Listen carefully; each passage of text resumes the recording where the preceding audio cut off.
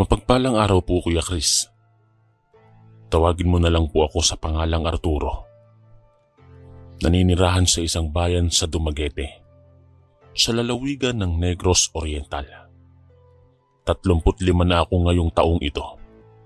At mayroon akong kwentong ibabahagi sa inyo na hindi ko kailanman makakalimutan hanggang sa huling hininga ko sa mundong ito. Ang karanasan kong ito ay nangyari ilang taon na ang nakararaan. Hindi ito katang-isip o gawa-gawa lamang ng imahinasyon.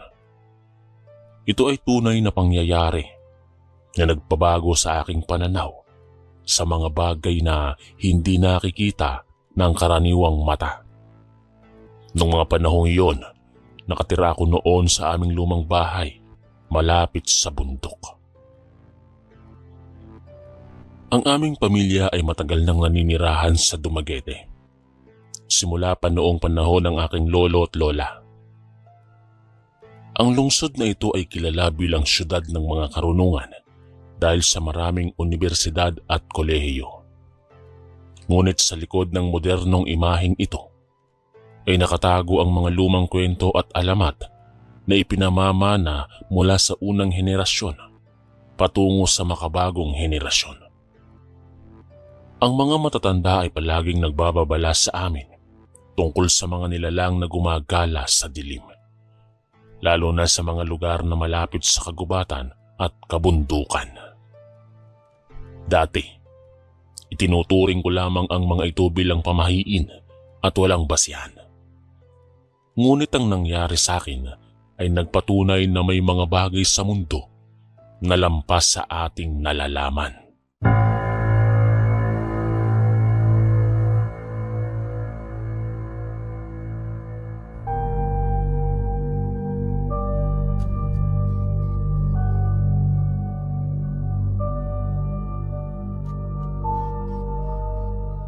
Noong mga panahong yun, ako ay nag-iisa sa bahay dahil ang aking asawa at mga anak ay bumisita sa kanyang mga magulang sa Bohol. 2 linggo silang nagbakasyon doon at ako naman ay hindi nakasama dahil sa aking trabaho bilang guro sa isang pampublikong paaralan. Ang bahay namin ay matatagpuan sa gilid ng barangay, malayo sa pinakabayan kung saan nakapagbibigay ng pakiramdam ng kapayapaan. Subalit sa gabi ay nagiging nakakatakot dahil sa kadiliman at katahimikan. Ang mga kapitbahay ay magkakalayo rin ang mga agwat. Kaya naman kapag gabi na, parang ikaw na lamang ang nag-iisa sa buong mundo. Sa unang mga gabi ng kanilang pag-alis, walang anumang kakaiba ang nangyari. Ang mga gabi ay normal lamang. Puno ng tunog ng mga insekto at minsan ay ang tahol ng mga aso sa malayo. Pero sa ika-4 na gabi, nagsimula ang mga kakaibang pangyayari na nagpabago ng aking buhay, magpakailanman. Ang gabing iyon ay mas madilim kaysa sa mga nakaraang gabi. Dahil ang buwan ay nakatago sa likod ng makakapal na ulap na dulot ng paparating na bagyo. Ang hangin ay malamig at may kakaibang pakiramdam na hindi ko maipaliwanag. Parang may mga matang nakatingin sa akin mula sa kadiliman. Natapos ko ang aking mga gawain sa paaralan at umuwi ng 6:00 ng hapon. Nagluto ako ng simpleng hapunan. Naglinis ng bahay at naghanda para sa kinabukasan. Pagkatapos ay umupo ako sa sala upang manood ng balita sa telebisyon. Ang mga ulat ay puro tungkol sa paparating na bagyo at ang mga babala sa mga mamamayan na maghanda. Walang nabanggit tungkol sa mga kakaibang pangyayari sa aming lugar, kaya hindi ko inasahan ng mga susunod na mangyayari. Nang sumapit ang 9:00 ng gabi, naramdaman ko ang pagkapagod, kaya naman nagdesisyon akong matulog ng maaga. Nagsipilyo ako ng ngipin at nagbihis ng pantulog at humiga sa aking kama sa kwarto sa ikalawang palapag ng bahay. Ang kwarto ay simple lamang. May isang kama, isang aparador, at isang maliit na mesa kung saan nakapatong ang larawan ng aking pamilya. Ang bintana ay nakaharap sa bakuran at sa malayo ay nakikita ang madilim na bundok na parang isang malaking anino sa kalangitan. Ilang minuto pa lamang ang lumilipas nang marinig ko ang kakaibang tunog mula sa labas. Ito ay parang kaluskos ng mga dahon, ngunit mas malakas at mas malinaw. Una ay inisip ko na ito ay dahil lamang sa hangin na lumalakas dahil sa paparating na bagyo. Ngunit ang tunog ay patuloy na lumalakas at parang may gumagalaw na malalaking bagay sa bakuran. Bumangon ako mula sa higaan at lumapit sa bintana upang tingnan kung ano ang nandyan. Ang dilim ay lubhang makapal kaya mahirap makita ang anuman. Ngunit nakita ko ang mga anino na gumagalaw sa ilalim ng puno ng mangga sa bakuran. Ang aking dibdib ay nagsimulang kumabog ng malakas. May kakaiba sa mga anino na iyon dahil hindi sila gumagalaw tulad ng normal na tao o kaya naman ay hayop. Ang kanilang kilos ay mas mabilis at mas maliksi na parang mga nilalang na sanay sa dilim. Sinubukan kong magbukas ng ilaw sa labas gamit ang switch na nasa loob ng kwarto. Ngunit walang nangyari. Ang ilaw ay hindi umilaw. Kahit pa ilang ulit kong pindot-pindutin ang switch. Naisip ko na baka sira na ito o kaya naman ay nawalan ng supply ang kuryente dahil sa malakas na hangin. Bumalik ako sa kama at sinubukang kalmahin ang aking sarili.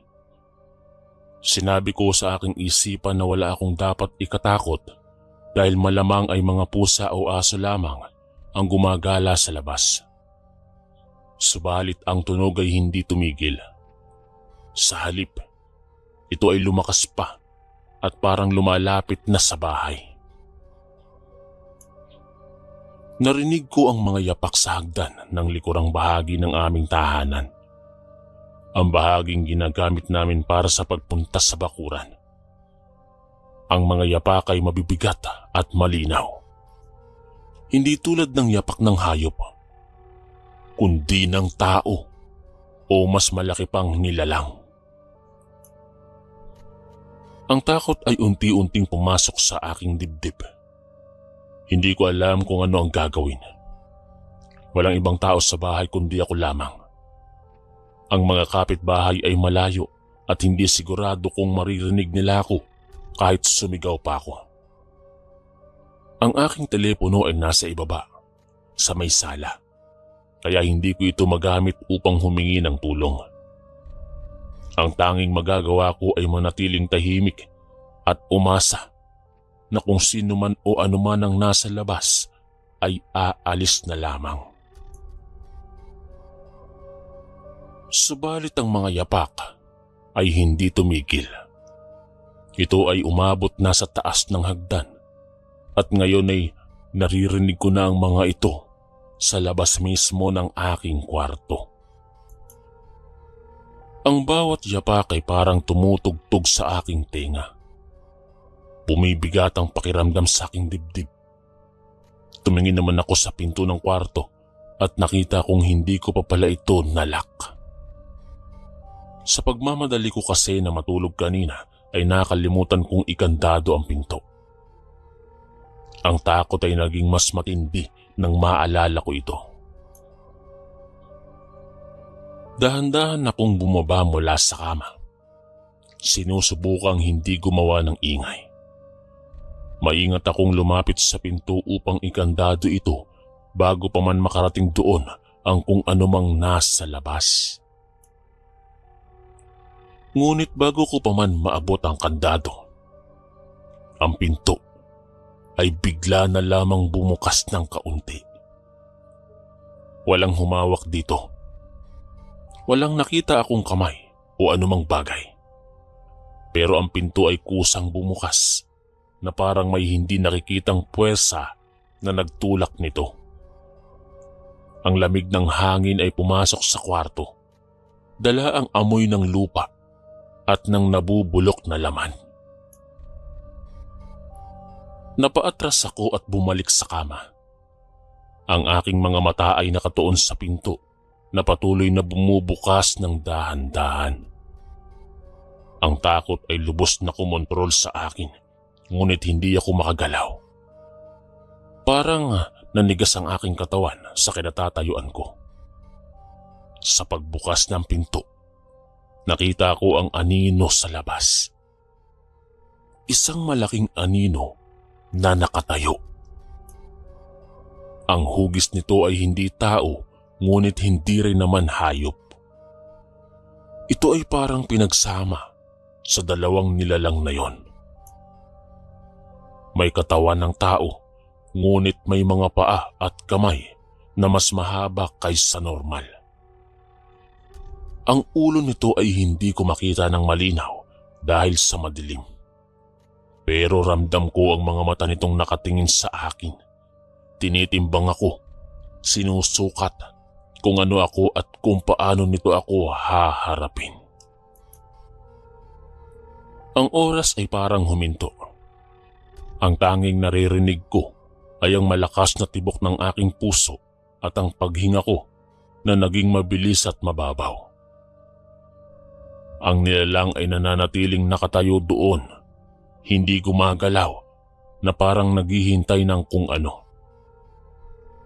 Ang katahimikan ay mas nakakatakot kaysa sa anumang tunog. Ito ay ang katahimikang magpapahiwatig ng panganib, ng bagay na hindi mo maintindihan ngunit alam mong delikado. Pagkaraan ng ilang sandali, ang nilalang ay dahan-dahang lumayo. Ang mga yapak nito ay naririnig ko na papalayo.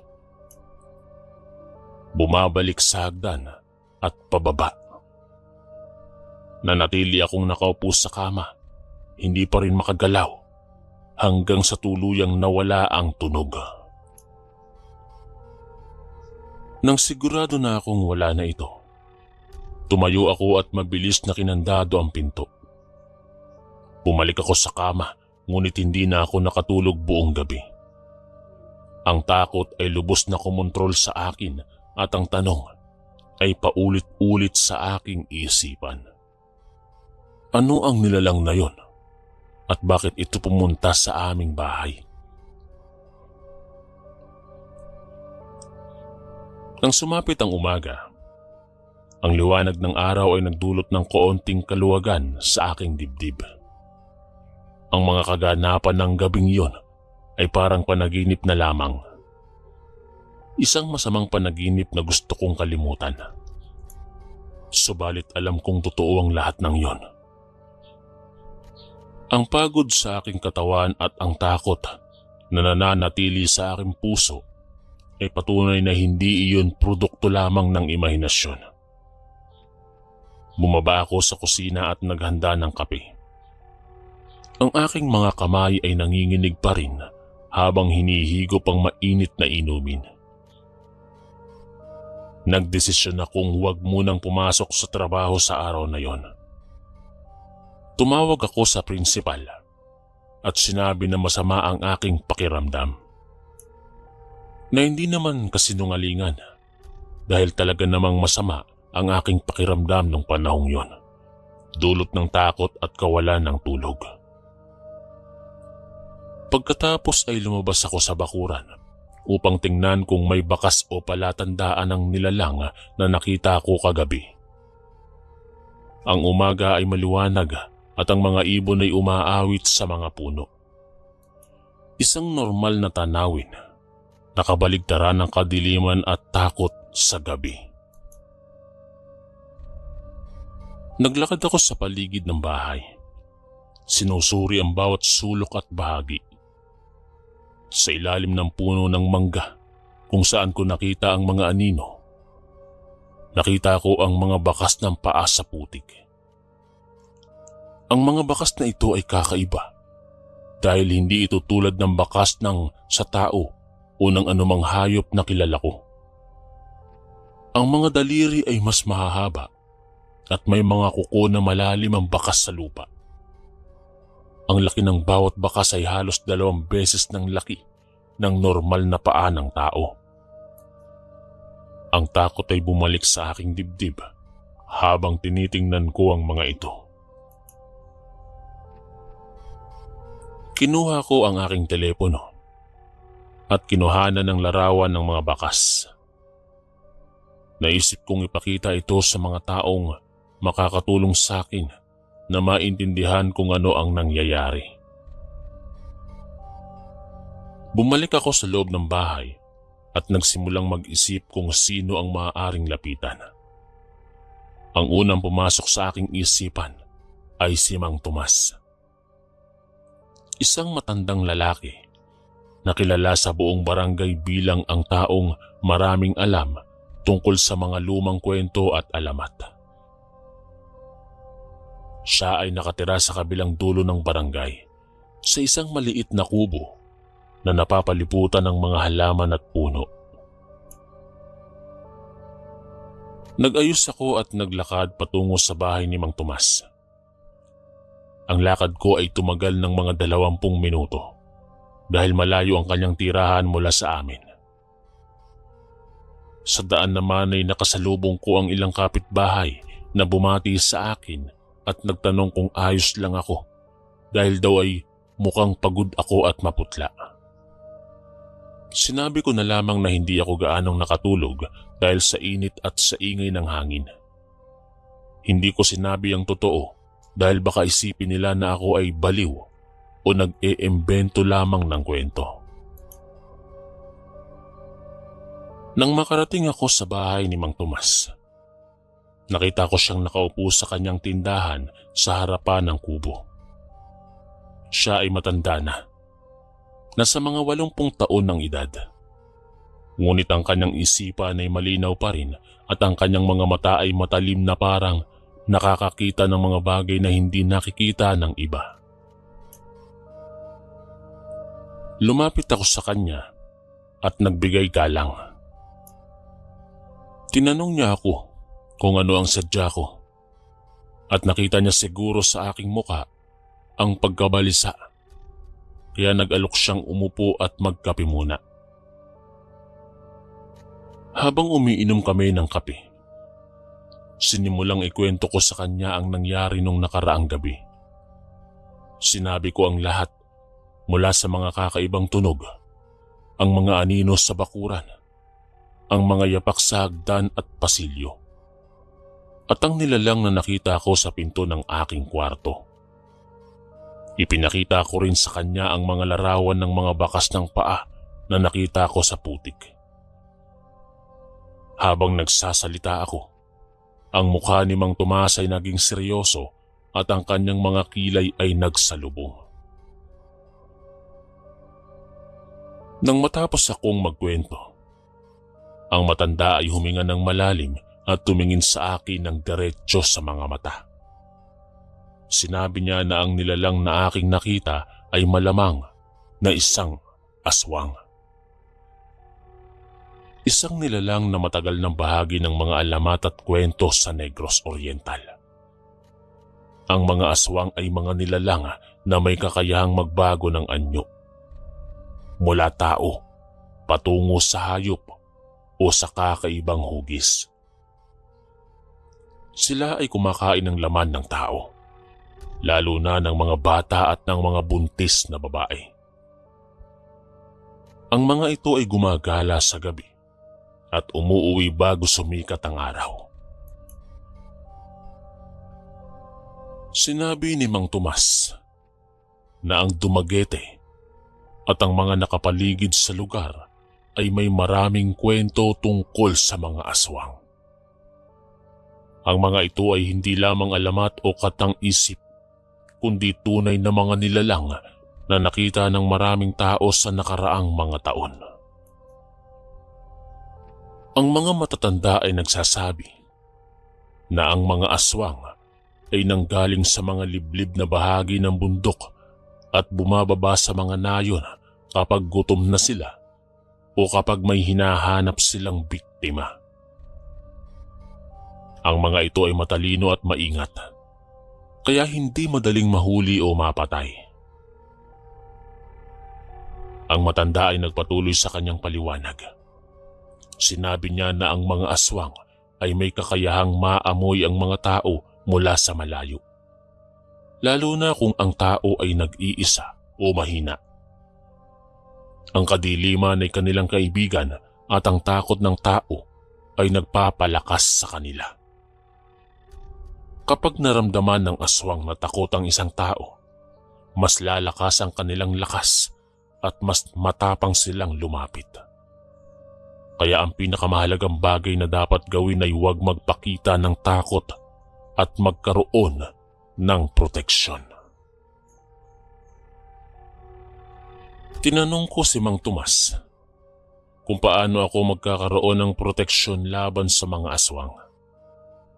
Sinabi niya na may ilang paraan na ginagamit ng mga tao noon pa man. Ang una ay ang paggamit ng asin at bawang na inilalagay sa mga pintuan at bintana upang hadlangan ang pagpasok ng aswang.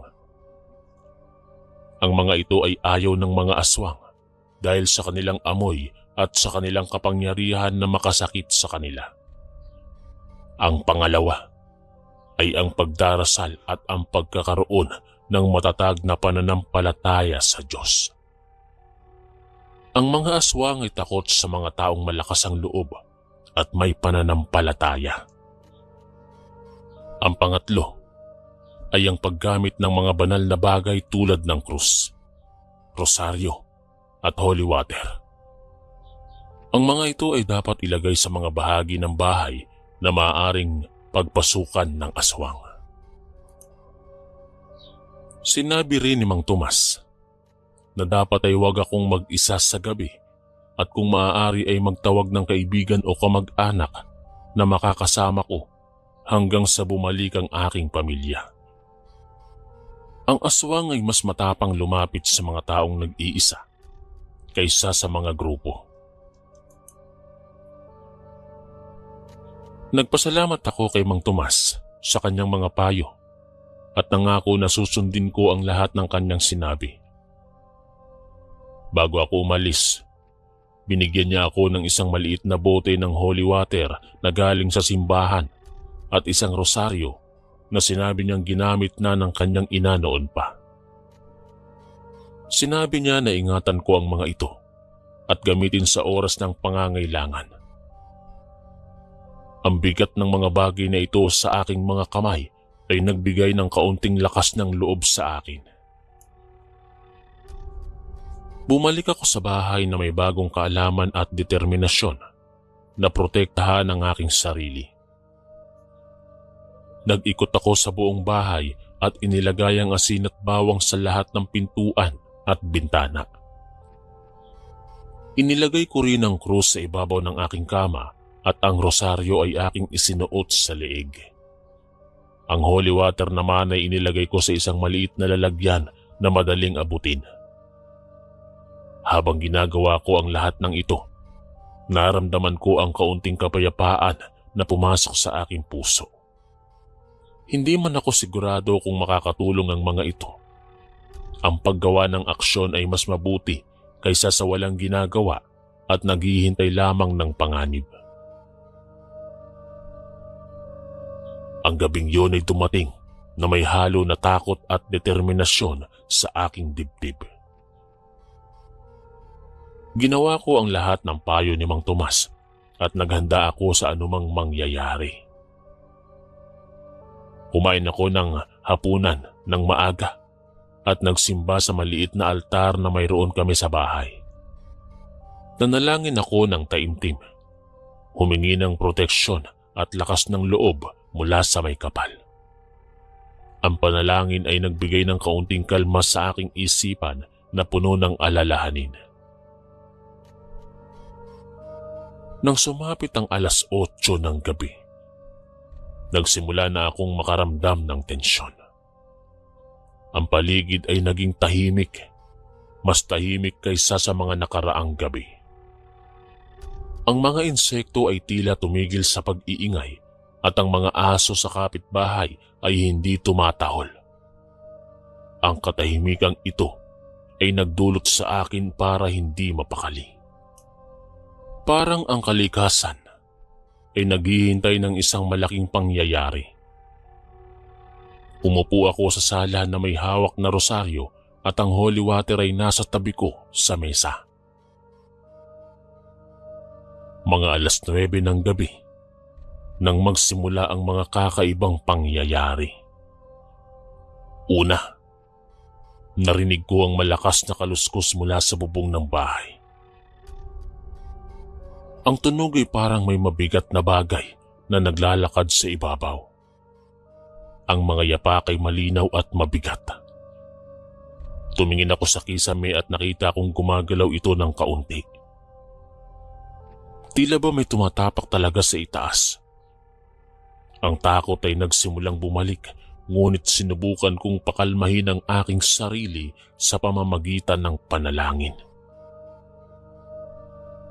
Ang mga yapak sa bubong ay naglakbay mula sa isang dulo ng bahay tungo sa kabilang dulo. Sinusundan ko ng tingin ang direksyon ng tunog. Ang aking mga mata ay nakatingin sa kisame habang ang aking mga kamay ay mahigpit na nakahawak sa rosaryo. Ang tunog ay tumigil sa bahagi ng bubong na nasa ibabaw ng aking kwarto. Pagkatapos ay narinig ko ang isang malakas na kalabog na parang may bumagsak mula sa bubong patungo sa bakuran. Tumayo ako at lumapit sa bintana ng sala na nakaharap sa bakuran. Maingat akong tumingin sa labas sa pamamagitan ng maliit na siwang ng kurtina. Ang dilim ay makapal, ngunit nakita ko ang anino ng isang malaking nilalang na nakatayo sa gitna ng bakuran. Ang hugis nito ay katulad ng nakita ko nung nakaraang gabi. May katawan ng tao, ngunit may mga paa at kamay na mas mahaba at may mga kuko. Ang ulo nito ay may kakaibang hugis na parang may mga tenga na nakatindig at may mahaba at matulis na ilong. Ang nilalang ay nagsimulang maglakad patungo sa bahay. Ang bawat hakbang nito ay maingat at mahinahon. Parang alam na nito kung nasan ako at ano ang gagawin ko. Lumapit ito sa pintuan sa likod ng bahay, ang pintuan na ginagamit namin para sa paglabas sa bakuran. Maya-maya pa, narinig ko ang pagkatok sa pinto. Isang mahinang pagkatok na parang isang normal na bisita. Ngunit alam kong hindi ito normal na bisita. Ang pagkatok ay patuloy. Mas malakas ng kaunti sa bawat ulit. Nanatili akong tahimik na hindi sumasagot. Umaasa na kung hindi ako magsasalita, ay aalis lang ito. Ngunit ang pagkatok ay naging mas malakas pa at ngayon ay may kasama ng boses. Ang boses ay boses babae, malambing at nakikiusap. Ang boses ay nagsasabing buksan ko ang pinto dahil kailangan daw niya ng tulong. Sinabi na siya ay naliligaw at hindi na alam kung saan dadaan at nangangailangan ng tulong para makauwi. Alam kong hindi totoo ang sinasabi ng boses. Walang babae sa aming kapitbahay na lumalabas mag-isa sa gabi, lalo na sa ganitong oras. Bukod dito, ang boses ay may kakaiba. May halong lamig at pangamba na hindi natural. Sinubukan kong wag makinig, ngunit ang boses ay patuloy na nagsasalita. Mas nakikiusap at mas desperado. Sinabi niya na mayroon siyang mga anak na naghihintay sa kanya at kailangan niyang makauwi na. Ang panlilinlang na ito ay karaniwang ginagamit ng mga aswang ayon kay Mang Tomas. Sila ay may kakayahang magkunwaring tao at gumamit ng mga salitang makakakuha ng awa at simpatya. Kapag binuksan mo ang pinto, doon ka nila aatakihin at kakainin. Kaya kahit anong sabihin ng boses, hindi ako dapat magbukas ng pinto o kaya ay sumagot man lang. Nanatili akong tahimik at patuloy na nananalangin. Ang boses ay naging mas desperado at ngayon ay may halong galit na. Sinabi niya na alam niyang nandito ako at bakit daw hindi ako sumasagot. Ang tono ng boses ay naging mas mababa at mas nakakatakot. Pagkatapos ay biglang tumigil ang lahat. Ang boses ay nawala at ang katahimikan ay bumalik. Ngunit ang katahimikan ito ay mas nakakatakot kaysa sa boses dahil hindi ko alam kung nasaan na ang nilalang at ano ang susunod na gagawin nito. Ilang minuto ang lumipas na walang nangyayari. Nanatili akong nakatayo sa sala. Ang aking mga mata ay nakatuon sa pintuan at sa mga bintana. Naghihintay ng susunod na atake. Pagkatapos ay narinig ko ang tunog mula sa taas. Mula sa ikalawang palapag kung nasa ng mga kwarto. Ang tunog ay parang may nagsisikap na magbukas ng bintana. Naalala kong lahat ng bintana sa itaas ay nailak ko at may asin at bawang sa bawat isa nito. Mabilis akong umakyat sa hagdan. Ang holy water ay hawak ko sa isang kamay at ang rosaryo ay sa isa pa. Nang makarating ako sa itaas, nakita kong ang bintana sa aking kwarto ay gumagalaw. Parang may sumusubok na magbukas nito mula sa labas. Ang asin at bawang na inilagay ko ay nahulog sa sahig dahil sa paggalaw ng bintana. Lumapit ako at nakita ko sa labas ang mukha ng nilalang na nakadikit sa salamin ng bintana. Ang mukha nito ay nakakatakot. May mga mata na namumula at may mga ngipin na mahahaba at matutulis. Ang balat nito ay kulay abo at may mga ugat na nakikita sa buong muka. Tumingin ito sa akin ng diretso at ngumiti. Isang ngiting puno ng kasamaan at gutom. Ang takot ay lubos na kumontrol sa akin, ngunit naalala ko ang mga sinabi ni Mang Tomas. Huwag magpakita ng takot at gumamit ng mga banal na bagay. Itinaas ko ang rosaryo at ipinakita sa nilalang. Ang reaksyon nito ay agad umurong ng kaunti at ang ngiti ay nawala sa muka. Binuksan ko ang bote ng holy water at iwinisik ito sa bintana. Ang tubig ay tumama sa salamin at ang nilalang ay sumigaw ng malakas. Isang sigaw na puno ng sakit at galit. Ang tunog ay nakakakilabot na parang pinagsamang sigaw ng tao at demonyo. Ang nilalang ay tumalon mula sa bintana at bumalik sa lupa. Narinig ko ang malakas na kalabog at pagkatapos ay ang mga yapak na tumatakbo palayo. Lumapit ako sa bintana at nakita kong tumatakbo ito pabalik sa bundok. Ang hugis nito ay unti-unting naglalaho sa kadiliman. Ang kaluwagan ay pumasok sa aking dibdib, ngunit alam kong hindi pa tapos ang lahat. Ang nilalang ay alam na kung nasaan ako at malamang nababalik ito. Bumaba ako sa sala at naupo. Ang aking katawan ay nanginginig dahil sa takot at sa adrenaline. Sa gabing yun ay hindi na ako nakatulog. Nanatili akong gising, nakabantay at naghihintay kung babalik pa ang nilalang. Subalit sa aking paghihintay ay hindi na ito bumalik. Nang sumikat ang araw, ang takot ay unti-unting lumipas, subalit ang karanasan ay nanatili sa aking isipan. Isang alaala na hindi ko kailanman makakalimutan. Sa mga sumunod na araw ay puno ng pagkabalisa at pag-aalala. Hindi ako makatulog ng maayos sa gabi dahil sa takot na baka bumalik ang nilalang. Kahit sa umaga, ang takot ay nananatili sa aking puso. Patuloy akong nakikipag-ugnayan kay Mang Tomas. Nagtatanong ng mga karagdagang payo at paraan upang maprotektahan ang aking sarili.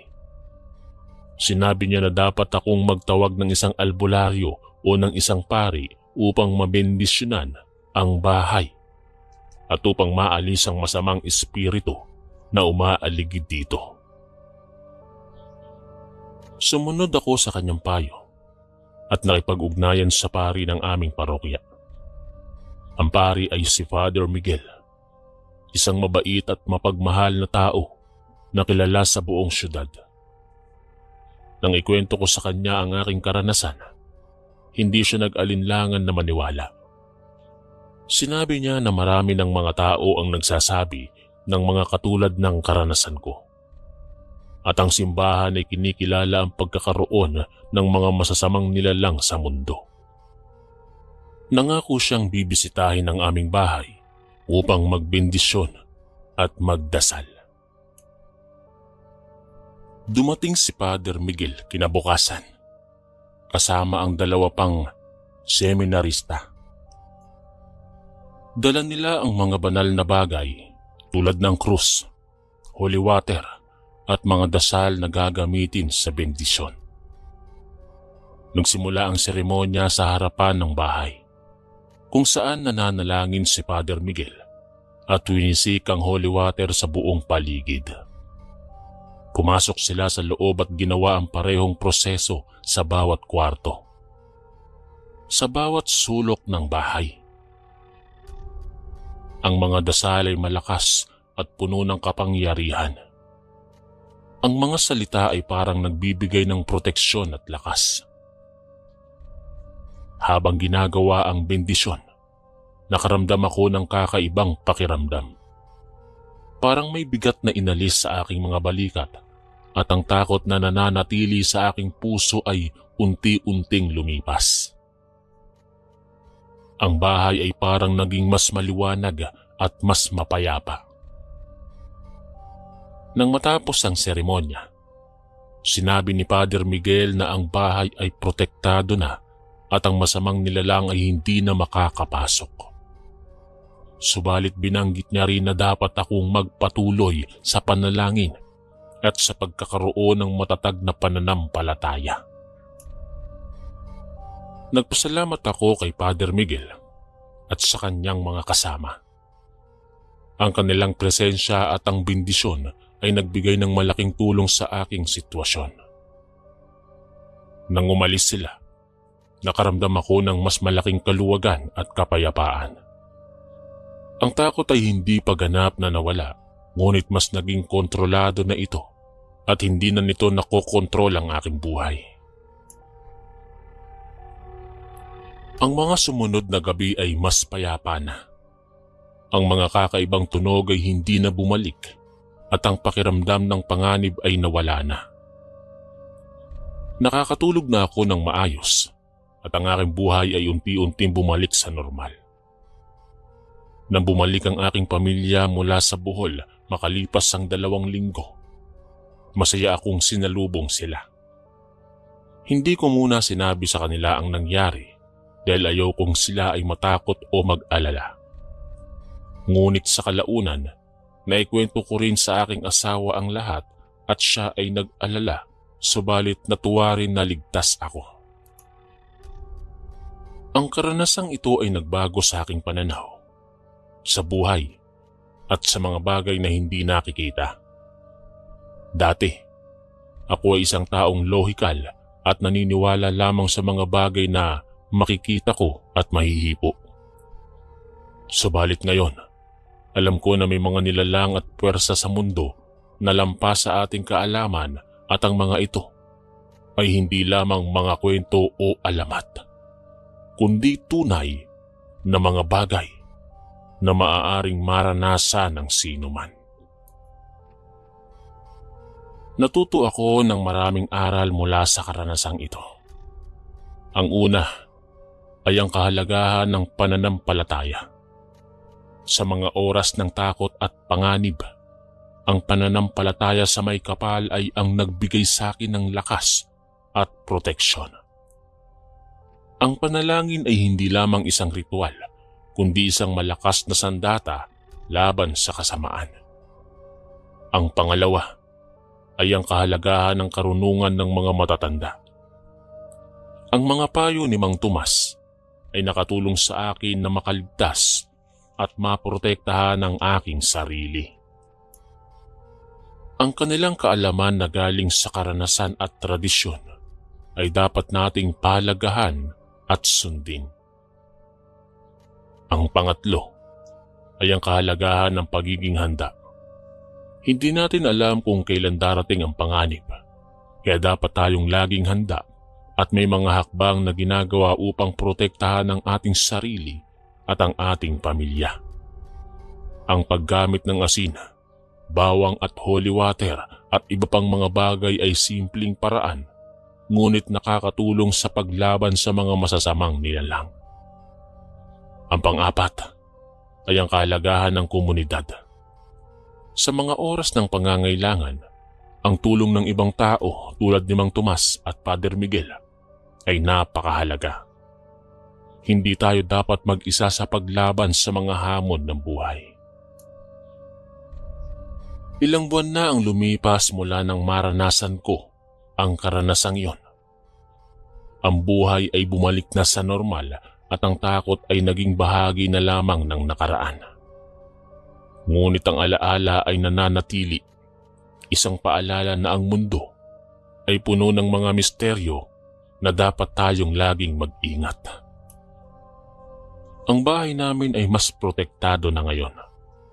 May mga krus sa bawat kwarto at regular na binibindisyonan ni Father Miguel. Ang aking pananampalataya ay mas malakas na at ang aking pamilya ay mas malapit sa isa't isa. Ibinahagi ko ang kwentong ito sa inyo, hindi upang magdulot ng takot, kundi upang magbigay ng babala at kaalaman. Ang mga aswang at iba pang mga nilalang ay totoo at umiiral pa rin sa ating panahon.